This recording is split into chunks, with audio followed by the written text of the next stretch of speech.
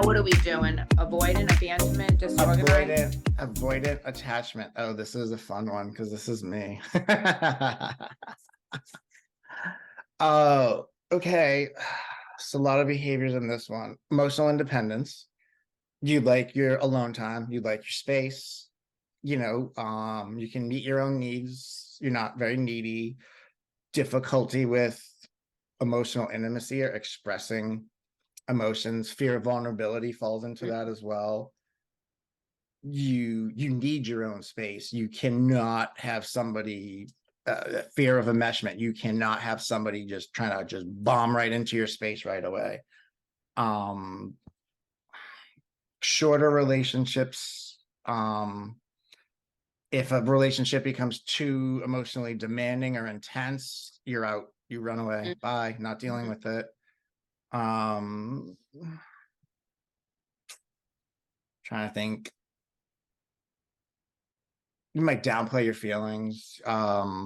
Just kind of like you have your defense mechanisms, just ways to like maintain your distance. Like I've had people where I started dating them, and dated this one girl. She's like, it was a short time. And I think she's more of an anxious type, but as we're only dating for a few weeks. Oh, well, define our relationship. I'm like, what relationship? Like, we've been hanging out for a couple of weeks. And she's like, oh, okay. And then like yeah, she went nuts. All Um, right, so let's speak about where the avoidant maybe comes from originally. Like, what kind of parent could you have had? What kind of I had trauma could you have had? I had a good upbringing. My parents both worked, but my mom was there. She worked, but she would come, right after school. Me and my brother would walk home from school, and half hour later she'd be home. We traveled, we did stuff. My dad worked a lot. Um, but So we were around, we did where family do you stuff. think where do you think the avoidant comes from? Because it comes from some sort of hurt or some sort of. My dad's pretty he's old school Italian. He's pretty, he had narcissistic tendencies. He's Mhm. difficult, it's challenging. But we're good. We've talked through that shit. My mom, they got divorced when I was in my college, and she left, and she didn't really communicate to me or my brother what was going on. It was just very weird. And she later described it as So do you I just had to get out of it, and I didn't know what to do. And I understand that. I can totally understand that. But from an 18-year-old me's perspective, if mom's not telling anybody and just acting weird, and coming home late and taking off all weekend, and then just coming home and going to bed and not communicating to anybody what's going on, then yes, you get the woman that I love, the woman that was my carrier. My mother abandoned me. She left and didn't give me any explanation, didn't talk to me, didn't give me any reasons why. And mm, obviously it became angry at the time. And, years later we worked through it and we're good. We're fine. Nothing bad, but that's what caused it. So any women that I dated, that if I started getting close to them, or maybe it's trying to like possibly catch a feeling, if there was any resistance or pushback or difficulty, I was just, I'd pull away. I had a girlfriend for a long time when I was like early in college. And, she was like, if I don't have a ring by the time I'm 25, we were dating for like 4 or 5 years, I'm out of here and blah, blah, blah. I was like, okay, bye. Like, kick rocks. Like, I'm not getting pushed into something like that. And so that's, the avoidant then is a lot around emotional unavailability, lack of emotion sharing, in early relationships, not feeling or receiving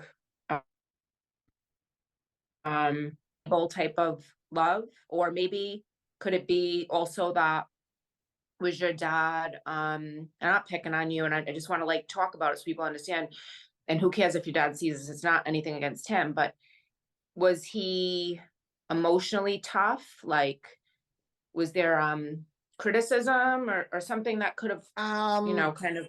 he had his own traumas from when he was younger. I mean, stuff that I know. So he was very stoic, like I said, old school Italian. Like, I'm in charge, what I say Mm, goes. He never like beat anybody. He never drank. She wasn't, my family wasn't drinkers, him or my mom.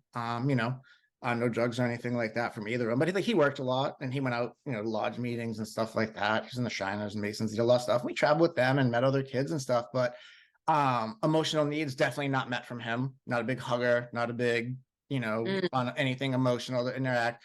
And So how did he show love? Or did he? Or didn't he? None. All right, I'm just trying to, because I'm just trying to listen, make a point for I'm people. not shitting on him that he's bad, and not like he No, didn't no, hug no, no. me when We're I was a little talking kid, about. when I was little. But as I got older into teenage stuff, Mm, it was more like you went from the little kid stage to, okay, you're 12 now, you're an adult, and you know what I yeah, mean. That's it. Like I that's don't hug you, don't fine. kiss you. Are you okay, buddy? Or if you're upset, it's more like if you fuck up, you get yelled at. And you know, again, no hitting or anything, but you get yelled at and reprimanded. But if you do Right. good, But you never get any positive reinforcement from him.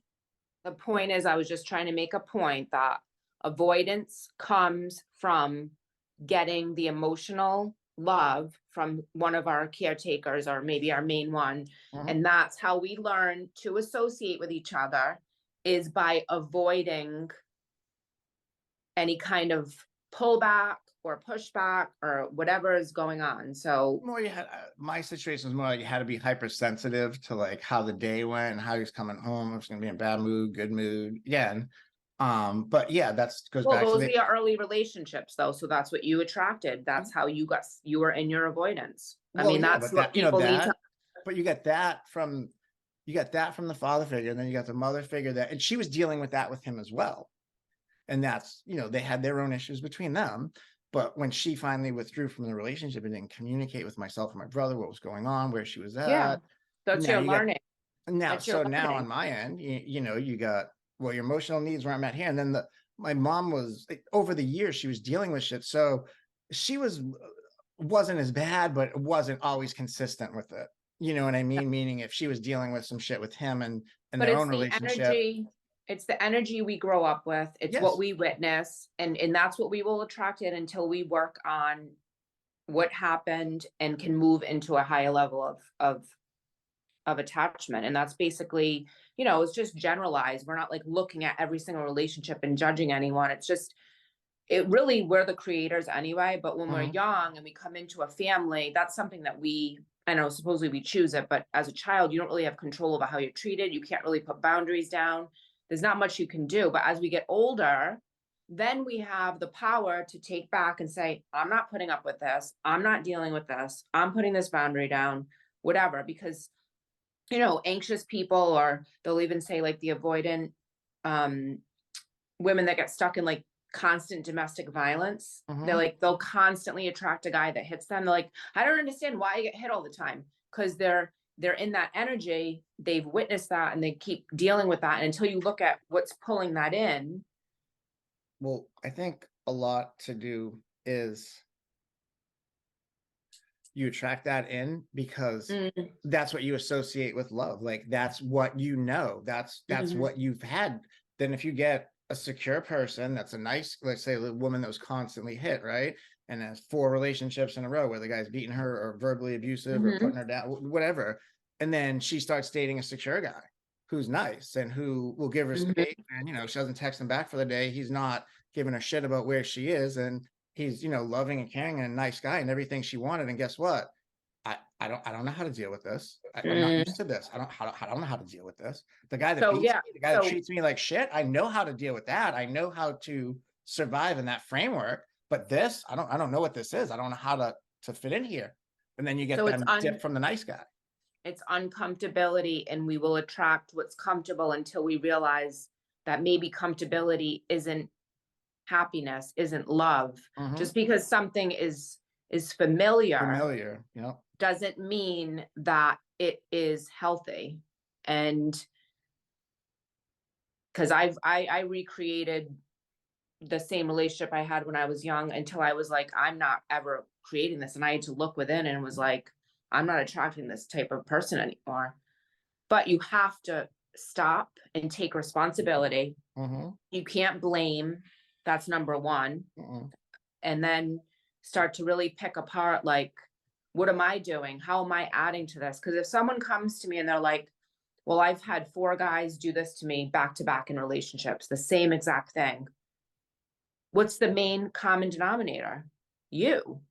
And so, what are you doing that's allowing, creating, and bringing that in? Because even if you bring it in, it's okay. But when you start to allow it Mhm. to continue, then you're part of the process. You're part of what you're trying to change. And, so there's important things, and I'm getting into relationship, counseling right now, but there's a lot of things that you have to start to really look at and take, ownership of. Well, you have to realize, and this happened for me, like, you have to realize, like, you're a part of the problem in your relationships. So, like, Mhm. getting back to the avoidance stuff, like, having the difficulty with emotional intimacy. Why? Well, because I had one parent that I didn't receive those needs from, and I had another parent that was inconsistent with it. And then that person took off. So now you got the abandonment there. So it's like, Mhm. for me personally, to depend on somebody emotionally, or to like to get there with them, it takes a lot. It has to be a certain type of person. It has to be easy. And if it becomes difficult, yeah, that's when I'll get triggered, or I'll pull away, or and you get, that's goes back to fear of vulnerability, needing your Mm. space, needing, having your emotional independence. And you get the shorter relationships that, when things start becoming difficult, you're like, I'm just not dealing with this. I don't Yeah. have time for this. Mm. Or now later on in life, it's like, if I've tried dating, it's like, if I see some red flags, and I'm not overly picky, I know what I like, and I know I don't really have a set type, even though you would disagree. I would.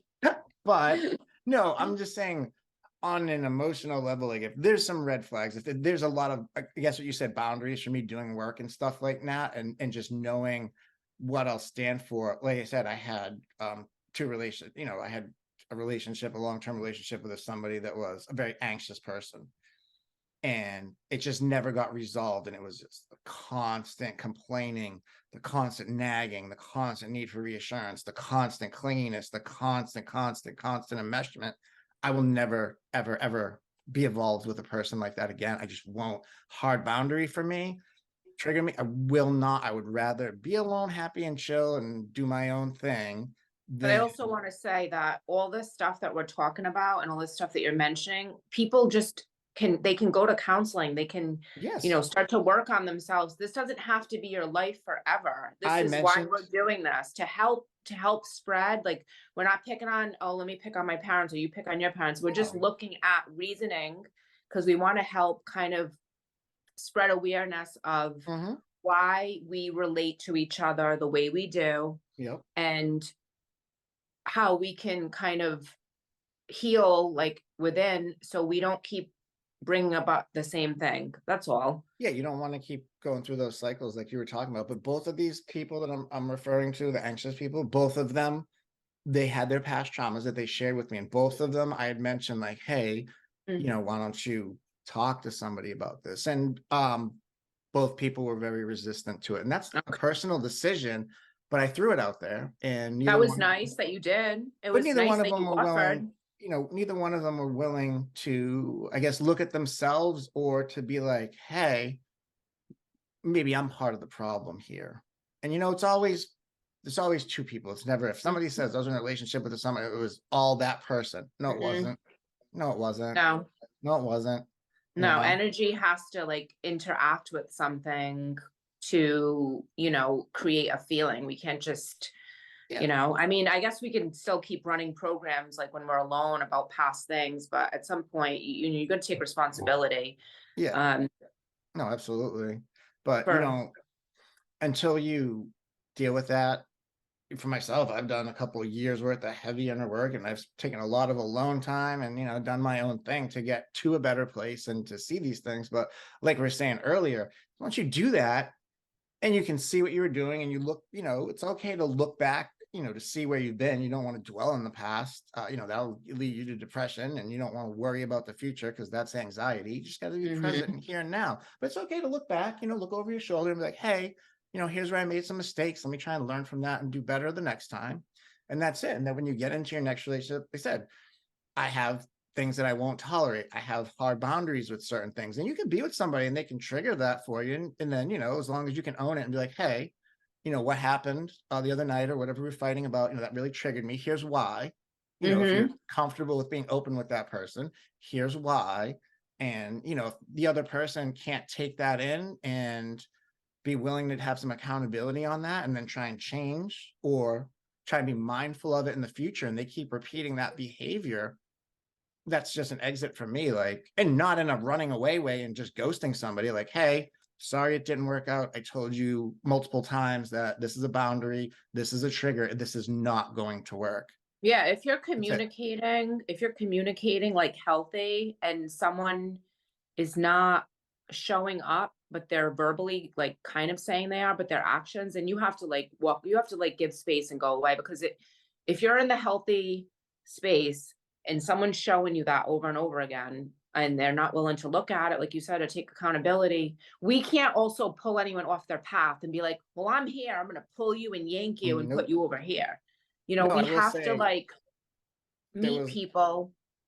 the one person where I said, it's like, hey, this is triggering me, because she's insecure and like just getting into arguments, and she was very like emotionally quick to fly off the handle. And I, said, hey, this is triggering me. This is why. And she would very quickly the next day, I'm sorry, I didn't mean it. And we had these discussions, but the behavior never changed. So she's taking the accountability. She had no problem with apologizing. She had no problem, which was fantastic. Like a lot of people aren't even there, Mm. but she wasn't addressing the issue that was causing the behavior. And like after we ended things a Well, couple that's the months, programming. That's the programming. right, but she That's had the her own limited traumas. beliefs. She It had her own doesn't traumas. And matter. after we ended the relationship, like we're cool. We've known each other a long time. We're cool and we're good. And she actually reached out and she was like, you know what? I never thanked you because it sucked. Our relationship ended and it's cool. We're still Mm, friends. But she's like, I went to counseling for the shit that happened to me when I was a teenager, and now, I'm 40 something years old. And I never in my life addressed it and just kind of buried it down. And now I'm mm. getting help for that. And thank you. And I thought that was That cool. was nice. It That was was, it nice. was, it was cool. Yeah, we're still friends, but All I right, don't think, so wrap it up on a positive note. So you guys I think that's a positive note though, that, you know interacted what, for showed her. it showed her, through our relationship, our dating, it wasn't even a relationship, wasn't that long, but, it was a short-term thing, but it was, through that ending, she got a positive out of it, which I think is cool. I think it's great that, she was able to finally see that. And, I mean, I'd done a lot of work and at that time. And so I was like, give it a shot and I'll give them the benefit of the doubt. But there's just only so many times I'm just not going to tolerate. So, it's a positive thing. Setting those boundaries though will help you get to eventually find a relationship where you'll be good and secure. Yeah. And also just try to do your best and like, keep working within. Like we're never going to be perfect. We're human. And it's a lot. Relationships are a lot. It's everything. And it shows up, we can't hide from it if we're in vulnerability. But